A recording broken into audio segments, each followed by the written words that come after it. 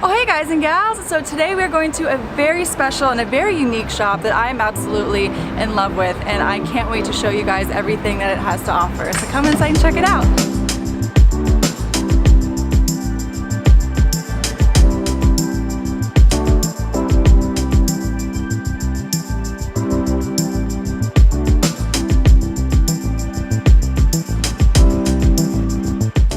Hello everyone and welcome back. It's been several minutes. We are graced here with Tom Eifergen. I said it correctly. We are at a very special coffee shop in Silver Lake. It's called Dayglow Coffee.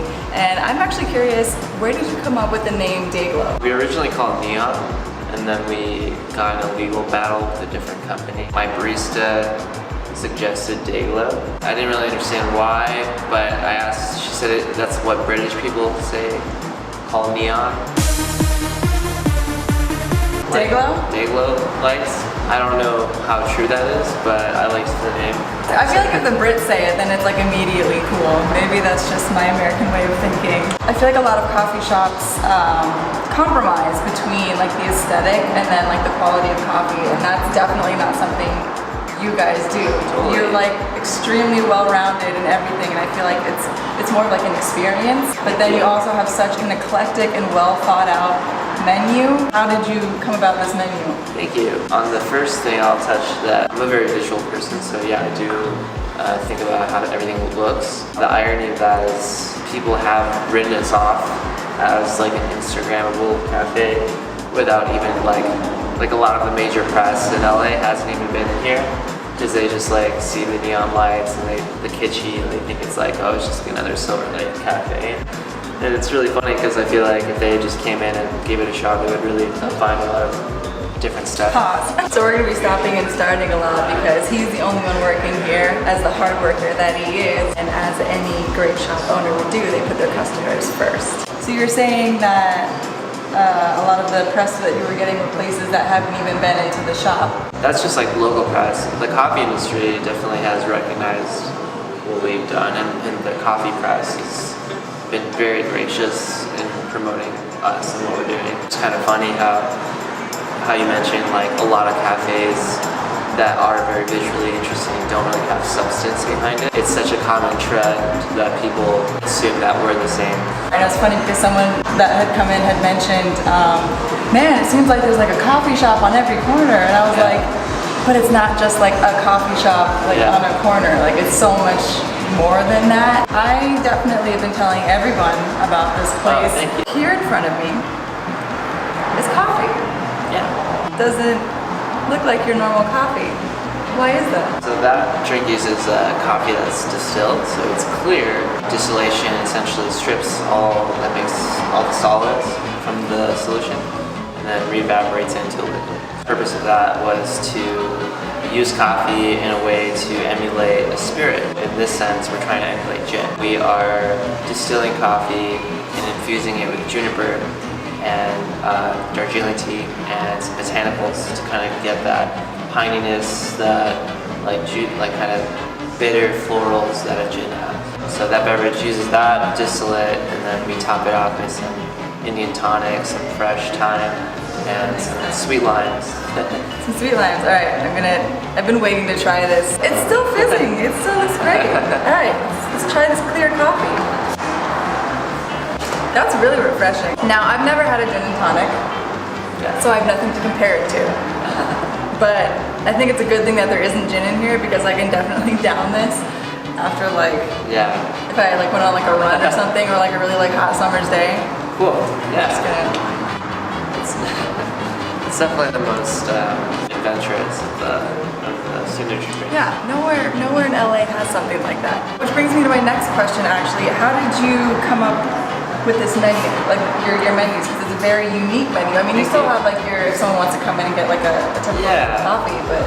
Yeah, we have a pretty simple but in-depth menu. When it comes to the signature menu, we try to do that. This is our first one. Signature menu, right here. We try to do 2 a year, and the inspiration of all the menus are actually inspired by film. And that's mainly because I went to film school. I just really love film, and I appreciate how directors, or not even just directors, but in general, certain people, cinematographers, or screenwriters have like a certain style. For example, this one's inspired by Wes Anderson. He has a very clear vision, art direction that you can just unanimously know that this is a Wes Anderson film. And I think that using that approach and diving into each film and the themes and kind of using that as inspiration is pretty fun for me. The last time I was here, I got a drink called the Warhol, Okay, yeah. which was Yeah, so I do a lot of other non-signature drinks. I guess for me, when you call something a signature drink, that's me saying that you are taking ownership of this beverage, right? In this creation. Right now we have a military latte, which originated at Hiroshi Sawada's Cafe in Chicago. oh, And so that's my take on that drink. The Warhol, which is my take on the Cafe Nico espresso latte in Seattle. in choosing your coffees, because you have both international coffees and then you have not international coffees. Yeah. And so when you choose these coffees, how do you go about that process? Because you also have a coffee subscription, which I learned, which Yeah. I'm very excited about. Yeah, so we started as a subscription service, and the idea of the subscription service was we're not trying to cater to everyone, and that's kind of why we're different. We're really not trying to just find a solution for every coffee drinker. We are just trying to highlight what we personally think is the best coffees in the world, and so it's definitely geared towards enthusiasts a lot more than other subscription services. So while he's off helping another customer, I also got a vegan donut, and it's cookies and cream. I've been staring at it this entire interview, so I feel like now is a great time to jump in on this donut. So good. Cheers. What I was saying is that we're just trying to highlight what we think is the best coffees. At the shop, we carry about anywhere from like 8 to 10 at a time. And a lot of that, for them, we have constant. For them, we rotate every other month. And then the other two, we rotate every month. A lot of our subscribers that come in, they pick up their coffee. Sometimes they'll bring their home equipment. We'll talk about their water. Really? We'll essentially like help them brew a cup. Yeah. And I guess for the close-up question, since we're running out of time, what would you like people to take away from Dayglow? I think specialty coffee has had such a range of kind of structures as far as like, can you be just a coffee shop? Do you have to be a cafe? Do you have to have a whole breakfast menu? A lot of the Australian culture is kind of challenging what we're doing here in this Western states. So I think honestly my intention and what I want to provide as experience is really just an interesting environment to experience coffee in a different way, and that's it. That's not for everyone. A lot of people, especially in the neighborhood, are like bummed that we don't sell avocado toast. And there's nothing wrong with avocado toast. I like it a lot. How will they survive? When it comes down to it, we just want to do what we do really well, and we'll see how it goes. Thank you so much for letting me crash your space Yeah, no worries.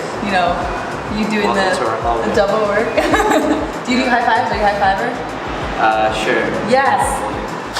I love high fives. Thank you so much for watching, and I will see you guys soon.